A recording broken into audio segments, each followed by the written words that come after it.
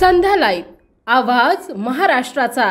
नमस्कार, मी सेजल आणि तुम्ही पाहताय संध्या लाईव्ह। मनोज जरांगे पाटील यांनी पुन्हा एकदा मराठा आरक्षणाच्या मुद्द्यावर आक्रमक भूमिका घेतली आहे। 25 जानेवारी 2025 पासून अंतरवली येथे आमरण उपोषण सुरू करण्याचा इशारा त्यांनी दिलाय।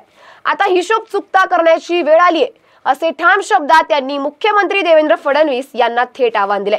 जरांगे पाटील यांनी स्पष्ट केलंय की आमच्या मागण्यांची अंमलबजावणी केली नाही तर राज्यभरात भयंकर आंदोलन पाहायला मिळतील। आता सरकारने ठोस निर्णय घ्यायची वेळ आली आहे। मराठ्यांनी राज्यभरातून अंतरवलीला जमावे आणि आपली ताकद दाखवावी। जरांगे पाटील परभणी दौऱ्यावर असून त्यांनी सूर्यवंशी आणि संतोष देशमुख कुटुंबियांना सांत्वनपर भेट दिली आहे। त्यांनी सरकारवर गंभीर आरोप करत विचारणा केली आहे की सरकारला मोबाईल तपासणीसाठी एवढे दिवस कसे लागताय।